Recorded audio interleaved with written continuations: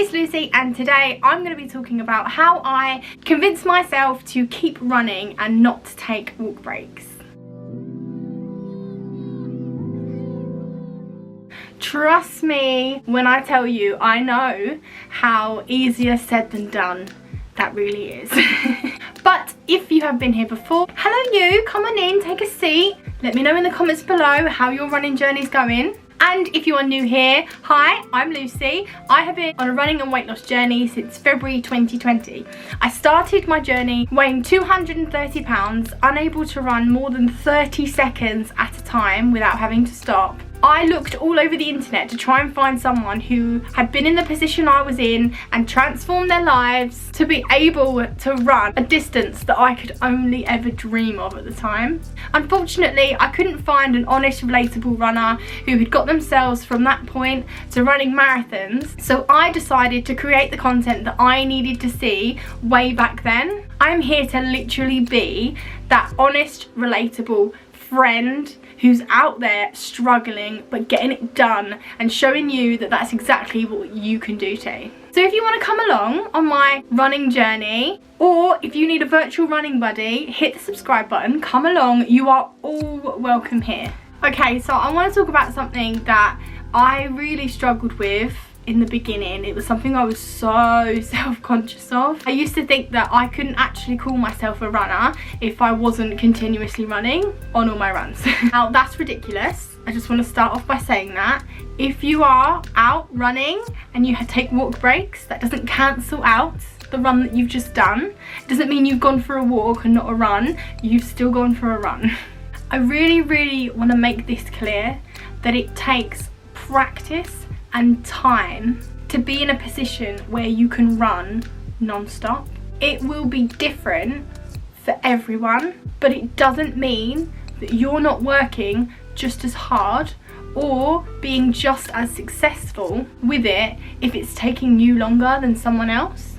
You're running in your body, not theirs. There is no comparison to be had. I just wanted to make that 100% clear. Okay, let's get into some of the mind games and some of the tricks that I use to get myself to keep running and not having to stop and walk.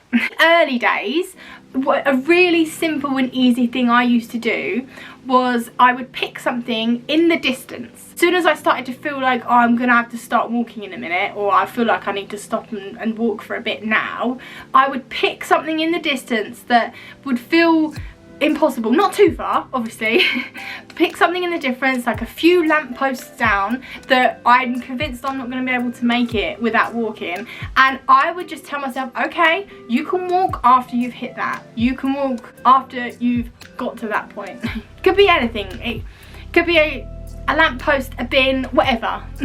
Or if I was on the treadmill, I would notice that, okay, I'm really struggling, my breathing is really heavy, my legs, they're just not moving, I really need to stop and walk. Wait until you've rounded up to the next minute, or rounded up to another 2 minutes, or whatever you feel like you can try and push on to. Be realistic though, don't be like, okay, I'm gonna add 10 more minutes.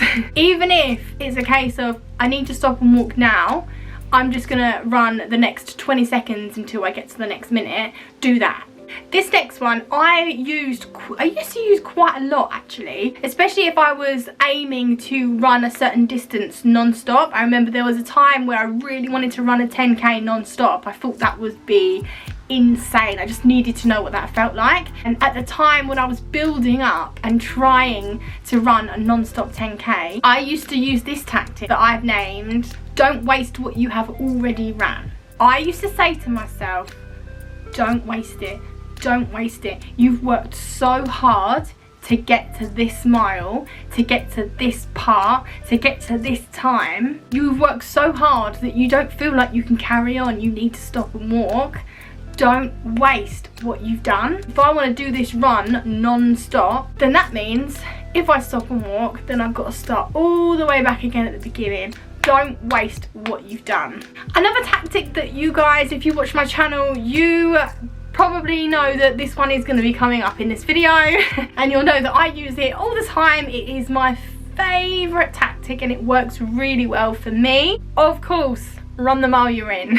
It really helps me chop things up. So obviously, if you could look at a run as it's just one step at a time. When I'm really struggling and I feel like I can't continue, I go to a place in my mind and I just think, what's left? How many miles are left? How much time is that going to take me? And I'm working it all out, and it's so overwhelming. If I think of, oh, I've got to get to that part of town still, I've still got 5 miles left, or I've still got another 2 hours of running, whatever it is, it really hurts me to think I'm struggling so much, but yet I've still got to do so much. In those times, I look at my watch and I look to see how long is left until I get to the next mile, and all I focus on at that point is running the mile I'm currently in. What's the point in stressing over a mile that I'm an hour away from? Just focus on running the mile you're in. And the great thing about the run the mile you're in tactic is it's always less than a mile. You know, mental tactics. Another tactic is reminding myself that it does get better. Running can be a whirlwind of emotions. If you've seen some of my longer run with me's, you've probably seen the ups and downs, the highs and lows, just as much as the emotions go all over the place and it's just up and down. The feeling of needing to stop and walk also comes and goes. It really does. And until you've trained your body and your mind to be able to run continuously for longer periods, you'll understand where I'm coming from with that one.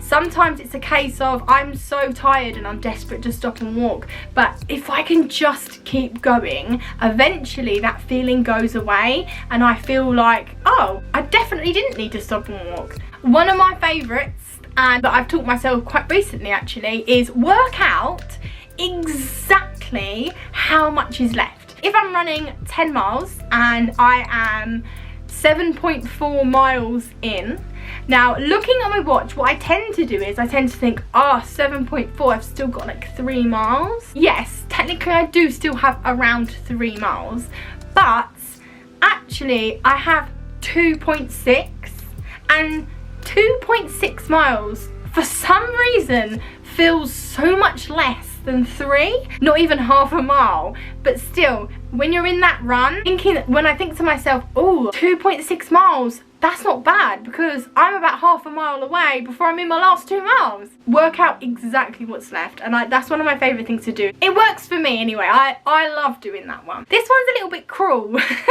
It's a bit of a cruel one that I do to myself, but it works. This tactic is the run away from home tactic that I have.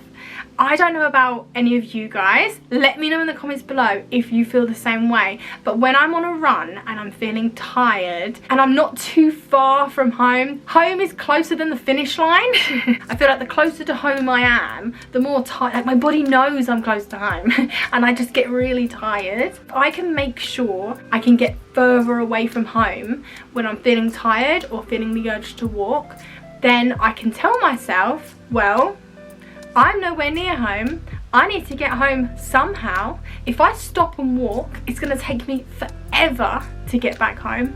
I might as well keep running. And I've used this on a few of my long runs just because when you're draining and I've done like a few loops of somewhere and I'm close to home, it's a great way of me making it certain I'm going to finish because I know I'm not going to walk back because that would just take me so long. Something quite important to me and something that I've learned through my running is it feels great to prove yourself right, but it feels even better to prove yourself wrong. If you feel like you can't carry on, you can't keep running, you feel it in your soul, then it feels even more incredible when you do push through and make it to the goal, proving yourself wrong for believing that you couldn't do it. It is worth noting that these tactics, they don't always work. This isn't a given. This is just something I've learned that works for me most of the time.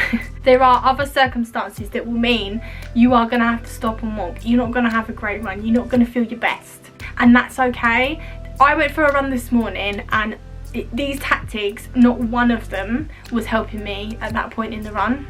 I've been running about 10 minutes and I've done 1 mile. These tricks just don't always work. There are some things that are completely out of your control. I have been quite poorly and I've also not been able to get out and run as much as I would normally have, just due to family life, work life.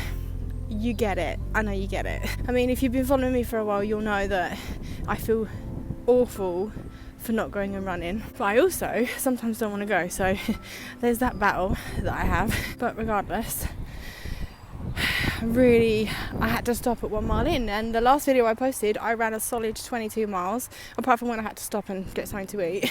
Your best is going to look different every day, and my best looks very different to my best that I posted a week ago. Sometimes nothing helps and you just have to stop, take a breather, take a walk, and then carry on. I actually ended up running back home, ready to end my run. I was 1.5 miles in. I got to my front door, I leant over the side, and I just had a minute, and I had a word with myself. And I had a moment that I needed to have that I couldn't have while I was running and struggling. Sometimes stopping and walking, or stopping and having a word with yourself, is actually going to be more beneficial than forcing yourself to keep running, because I ended up continuing my run and I got 4 miles done, and I didn't stop and walk again at that point. From 1.5 miles till the end of the 4 miles, I ran continuously, and in the clip beforehand I was really struggling. I had to stop. When I was planning on making this video, and I knew I was going to be talking about this and the tactics that I use, I wrote a little thing on my phone to what I wanted to say at the end of the video. I don't want you guys who aren't able to run non-stop to be watching this video and think that you need to be running non-stop. I do understand the need to know what it feels like and to want to do it, of course. But I'm just going to read you what I sat and wrote the other evening when I looked back at what I needed to hear back when I wasn't able to run non-stop. I used to feel like I needed to stop the walk breaks in my runs for me to be able to call myself a runner. This just isn't true, and I don't want anyone watching this to think that's the case, especially if you find running almost impossible without breaks. I have been to and ran in 5k, 10k, half marathon and marathon races. All of them had multiple people run walking in. Nobody pulled them out the race and said, hey, no walking allowed. Run walk can also make you finish quicker because you're getting some recovery time, which means you can go a bit quicker for longer, making your average pace quicker than if you was to run non-stop and let yourself get slower over the run. With that being said, I know the need to be able to run non-stop for miles and miles. It was an absolute dream of mine, and I was so curious to know what it felt like, and it kept me pushing on and on. Now, my longest non-stop run is 20 miles. About 2.5 years earlier from when I achieved that run, I was desperate to be able to reach my goal of running non-stop for 60 seconds. Now, for me to get to that 20 miles of non-stop running, and 2.5 years earlier dreaming of being able to run 60 seconds without stopping, it took a lot of run walk, it took a lot of time, and it took a lot of consistency, patience and effort. And I know for a fact, if you're watching this and it is your dream to run non-stop, a goal is reachable for you. Guys, my camera died, so we're back on the phone. I just wanted to give you a quick update. Next week there is no video for you guys, but I will be jetting off to the USA to film an overseas run with me in America. I'm not going to tell you where, I'm going to keep that a surprise. And I am so beyond excited to do this. It's like an absolute dream come true. So make sure to hit that subscribe button and hit the bell if you want to keep notified for when that goes up. Also, head over to @LucyShawVlogs on Instagram. I post every single run I do on the day I do it. I don't think I'm going to post the American one on the day I do it though, because I want to keep that a surprise for the upload.